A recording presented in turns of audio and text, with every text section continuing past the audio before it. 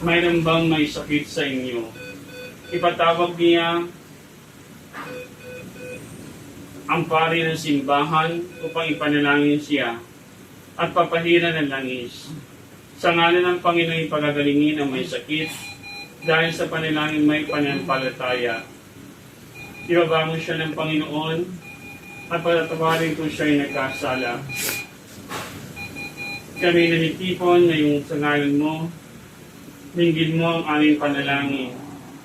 Alang-alang sa iyong dakilang pag-ibig, lingapin mo po ang aming minamahal na Sir Trudes. Alang-alang sa iyong dakilang pag-ibig, sumaamin mo ang kapayapaan at ngayon at magpasawalang hanggan. Sapagkat si nanay walang kakayanan magkumpisal, igagawad natin ang pagkapatawad sa kanya. Tayo humingi ng panalangin at pagkapatawad.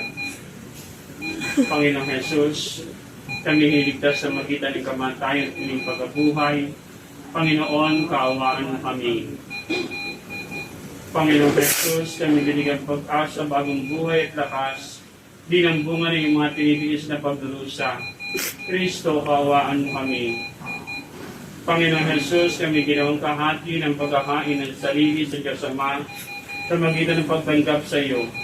Panginoon, kaawaan mo kami. Kaawaan tayo ng makapangyarihan Diyos. Patawarin tayo sa ating mga kasalanan. Pagnabayan tayo sa buhay na walang hanggan. Amen. Sumayin niyo ang Panginoon. Ang buting balita ng Panginoon ayon kay San Marcos. Papuri sa iyo, Panginoon. Tinawag ni Jesus ang 12, sinugundala-dalawa. Binigyan siya ng kapangyarihan na magpalayas ng masamang espiritu. Kaya tumayo ang 12 at nangangang sa kapagasihan nila at kaligdan ng kanilang makasalanan. Pinalayas nila ang maraming demonyo sa mga inalihan nito. Pinahilan ng langis at pinagaling ang may sakit. Ang mabuting balita ng Panginoon. Ang Diyos ay mawain nating Ama. Ipinagkasundo niya ang mundo sa magitan ng kamatayan at muling pagkabuhay ng kanyang anak. Isinubo niya ang Espiritu Santo. Pagkaloob ang kanawan niya ng kapatawaran at kapayapaan. At ngayon pinapatawad kita sa iyong kasalanan sa ngalan ng Ama, ng Anak ng Espiritu Santo. Amen. Ang inyong tutugon, pinupuri ka namin, pinasasalamatan. Ulitin natin. Pinupuri ka namin at pinasasalamatan. Makapangyarihang Diyos at maibiging Ama, sinugo mo ang iyong anak upang makapamuhay sa amin at maghatid ng iyong kaligtasan. Tugon.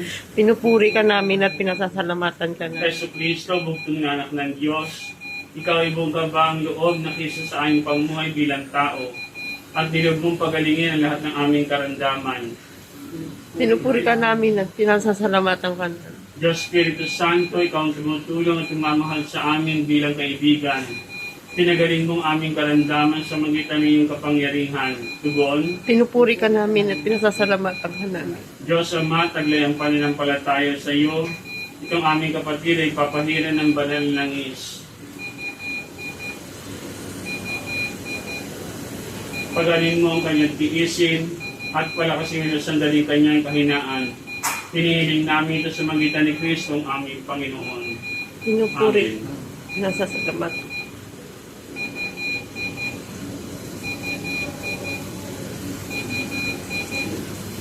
Sa bisa nitong pagkapahid ng langis at alang-alang sa pag-ibig sa iyo ng Panginoon, tulungan ka nawa niya sa magitan ng biyaya ng Espiritu Santo.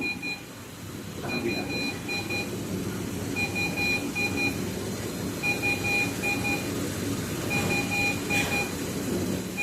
Sa pa. Tinubos ka ng Panginoon mula sa kasalanan, gawa ng kagalingan, lakas at kaligtasan. Amen. Tayo ay humingi ng panalangin.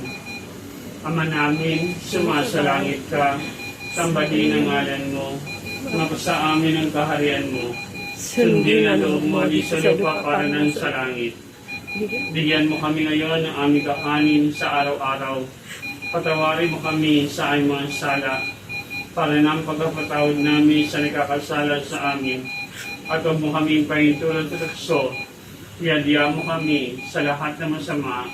Amen.